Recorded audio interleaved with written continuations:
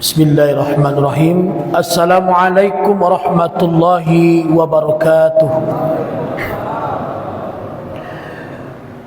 Alhamdulillah wassalatu wassalamu ala Rasulillah wa ala alihi wa sahbihi wa mawalah.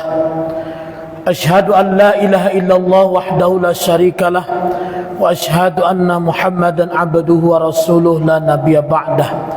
Allahumma salli wa sallim wa barik ala sayyidina Muhammadin wa ala alihi wa sahbihi ajma'in. Bersyukur kita kepada Allah dengan mengucapkan alhamdulillahi rabbil alamin. Bersalawat kepada Rasulullah dengan mengucapkan Allahumma salli ala sayyidina Muhammad wa ala ali sayyidina Muhammad. Ketua BKM Masjid Baitur Rahman beserta jajaran pengurus lainnya, Imam Khotib Bilal dan Garim, ibu bapak jamaah salat isya dan tarawih yang insyaallah diberkahi dan dirahmati oleh Allah Subhanahu wa taala. Malam ini kita berkumpul di rumah Allah ini setelah melaksanakan ibadah puasa di siang harinya. Kemudian kita melaksanakan rutinitas rangkaian ibadah kita di bulan Ramadan ini, yaitu sholat isya dan dilanjutkan dengan sholat tarawih. Maka dengan mengisi qiyamul lail pada malam ini, mudah-mudahan membantu untuk kita semua. Allah izinkan kita mendapatkan yang namanya malam Lailatul Qadar, malam yang kita nanti-nantikan, yang mana pahalanya sama saja melaksanakan yaitu 1000 bulan atau kurang lebih 83 tahun. Bapak Ibu rahimakumullah, tema hari ini adalah dakwah dan tarbiyah Islam. Bapak Ibu rahimakumullah, dakwah itu adalah kewajiban yang melekat pada diri seseorang manusia, yaitu sesuai dengan kemampuan dan keilmuannya. Maka setiap kita itu diperintahkan yang namanya kuntum khaira ummah. Kamu itu adalah umat yang terbaik, kata Rasul, kata Allah Subhanahu wa taala.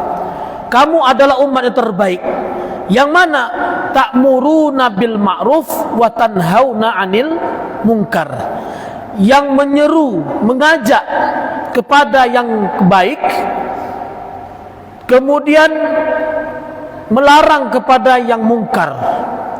Maka inilah yang disebutkan oleh Allah umat yang terbaik.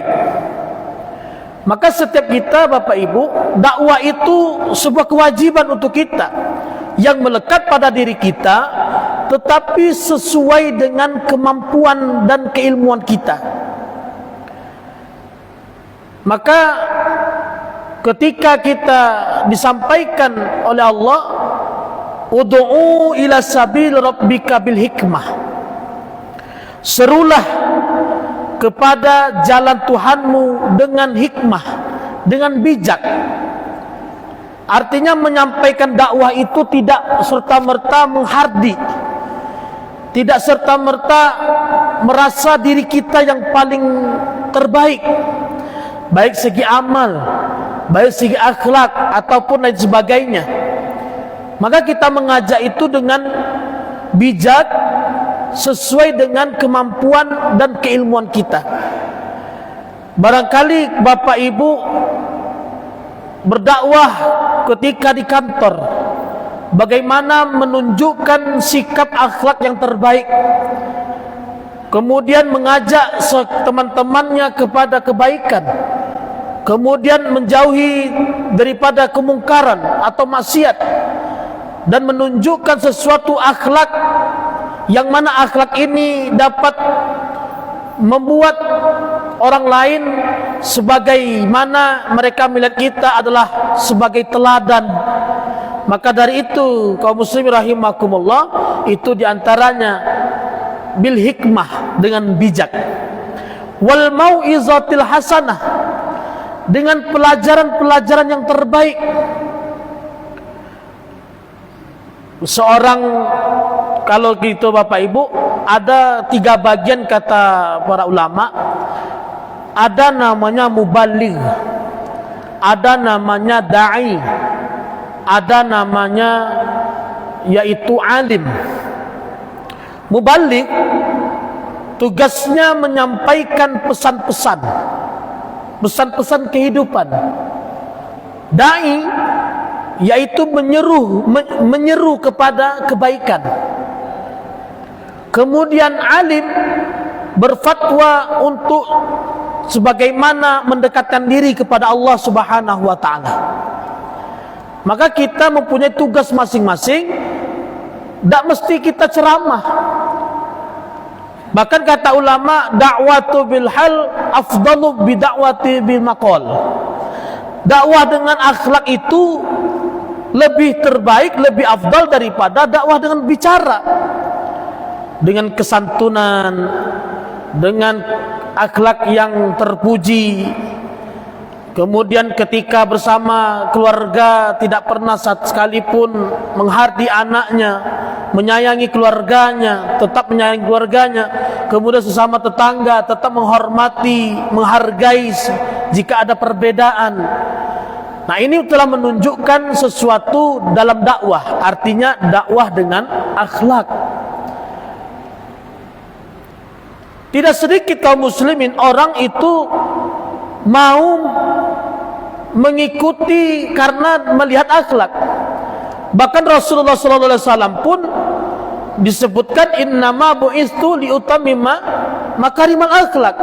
Sesungguhnya aku ini diutus, di antaranya adalah untuk memperbaiki akhlak.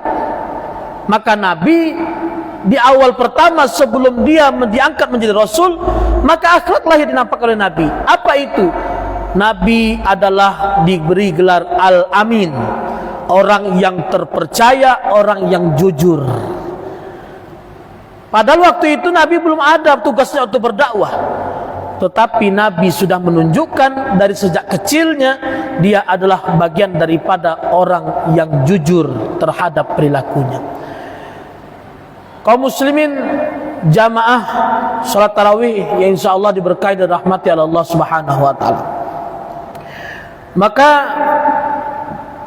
perkataan yang terbaik kata Allah, wa man ahsanu mimman da'a ila Allah, wa man ahsanu qawlan mimman da'a ila Allah. Siapa yang terbaik perkataannya, yaitu menyeru kepada Allah. Siapa selain itu? Maka disebutkan oleh Allah, selain yang terbaik yang menyeru, perkataan yang menyeru kepada kebaikan, menyeru kepada jalan Allah, yaitu wa'amilas solihan, dan beramal soleh.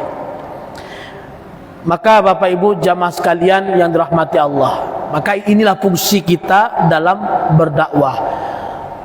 Maka yang mampu dengan menyampaikan pesan-pesan kehidupan, maka dia disebut mubaligh. Ketika dia mampu menyeru kepada kebaikan, maka disebut da'i. Kemudian dia mampu untuk menyampaikan fatwa-fatwa yang mana fatwanya ini mendekatkan diri kepada Allah Subhanahu wa taala, maka disebut alim. Teman, bahasa kita, bahasa Melayu Bapak Ibu, alim itu kece orang, we alim nian, artinya taat nian. Padahal kalau dalam bahasa Arab, alim itu adalah orang yang mempunyai kepahaman ilmu. Ya, apalagi dia mempunyai suatu bidang. Apalagi kalau misalnya ada guru-guru kita yang doktor, ya, itu ilmunya lebih menjurus kepada suatu ilmu yang dia kuasai. Maka itulah orang-orang yang diberikan suatu ilmu, maka disebut alim. Bapak Ibu jamaah tarawih yang insya Allah diberkati oleh Allah. Kemudian setelah dakwah ada namanya tarbiyah. Bapak Ibu rahimakumullah, pertanyaannya, apakah orang yang berdakwah tanpa tarbiyah itu bisa didengar? Sementara kadang-kadang ada orang belum melewati tarbiyah, tapi dia sudah mampu berdakwah. Walaupun Bapak Ibu, kalau kita lihat ada orang yang seperti itu, dia mampu menyampaikan, kemudian secara komunikasinya bagus, kalau bahasanya speakingnya bagus, tapi terkadang tidak ada menunjukkan tarbiyah. Arti tarbiyah artinya yaitu pendidikan, baik secara formal ataupun non formal. Ini merupakan salah satu yang akan menentukan kita dalam berdakwah.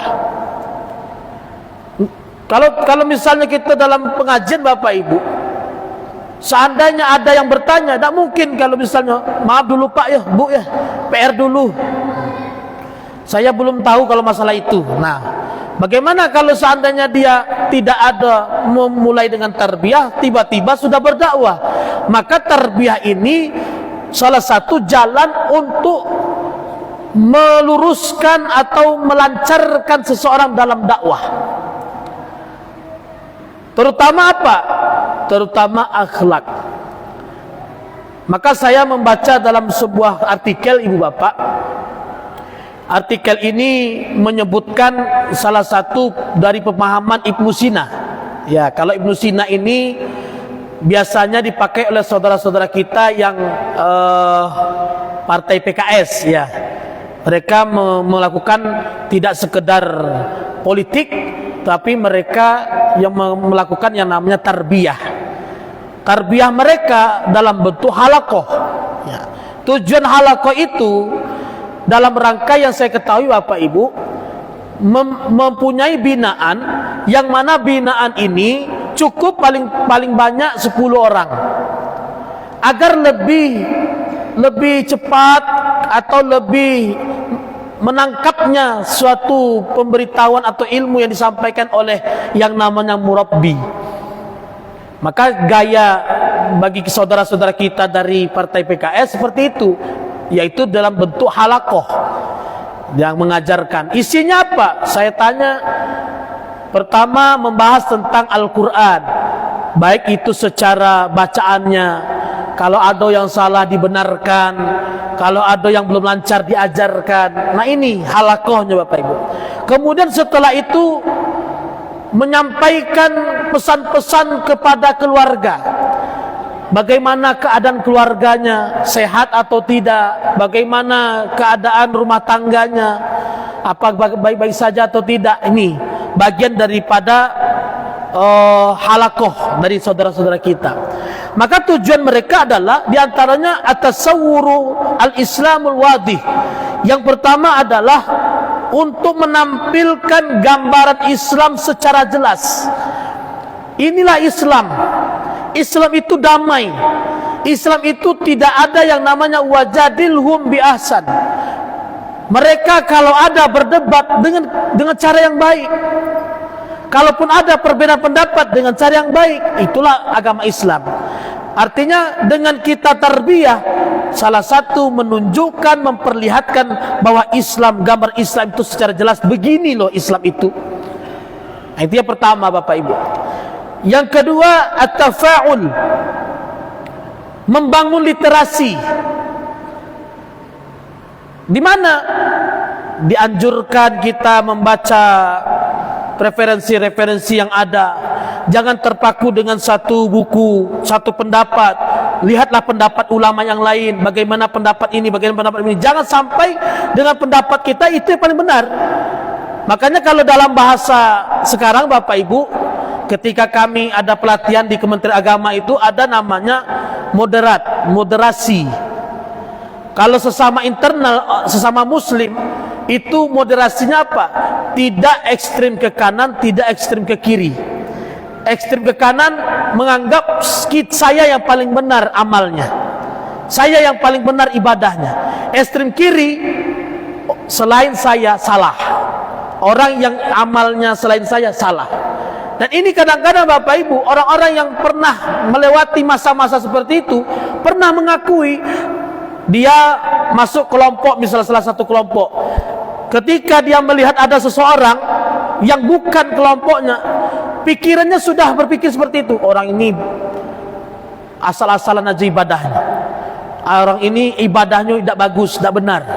Nah, ini yang terpikirkan oleh sebagian. Jadi kalau kita sebagai orang yang banyak literasi, membangun literasi, artinya kita insya Allah akan moderat, tidak menganggap kita yang paling benar, tidak menganggap orang lain salah galuh. Nah, ini kadang-kadang kita ada pendapat-pendapat Bapak Ibu. Kemudian yang terakhir adalah yaitu al-mas'uliyah, menumbuhkan tanggung jawab. Tanggung jawab sebagaimana? Sebagai seorang muslim punya tanggung jawab, punya kewajiban bahwa kita yaitu sebagai hamba Allah yang wajib kita kerjakan, yang dilarang kita tinggalkan. Nah, ini tanggung jawab sebagai seorang muslim. Itulah fungsi tarbiyah Bapak Ibu.